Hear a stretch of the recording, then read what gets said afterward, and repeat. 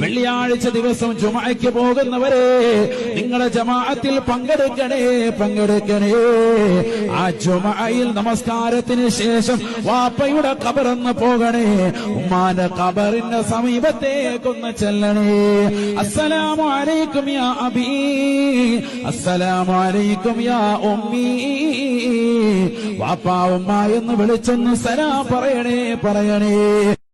യാസീൻ ഓതണേ, ഫാത്തിഹ ഓതണേ, സൂറത്തുൽ ഇഖ്ലാസ് മുഅവ്വിദൈൻ ഓതണേ. അതിൻ്റെതാകുന്ന തത്തുല്യമായ പ്രതിഫലം അവരുടെ ഖബറിലേക്ക് മിസ്ല സവാബ് ഹദിയ ചെയ്തുകൊണ്ട് അല്ലാഹുവിലേക്ക് ദുആ ചെയ്യണേ. ആ ഖബർ വിശാലമാകാൻ ദുആ ചെയ്യണേ. ഖബറിൽ സന്തോഷം ലഭിക്കാൻ, സ്വർഗീയ ആരാമമാക്കി തീർക്കാൻ വാപ്പയുടെയും ഉമ്മയുടെയും ഖബർ സിയാറത്ത് ചെയ്യുന്നവൻ കുതിബ ബറാ, അവനെ വാപ്പാക്കും ഉമ്മാക്കും ഗുണം ചെയ്തവനായി അല്ലാഹു രേഖപ്പെടുത്തുമേ എന്ന് ഹബീബുനാ ശഫീഉനാ റസൂലുള്ളാഹി.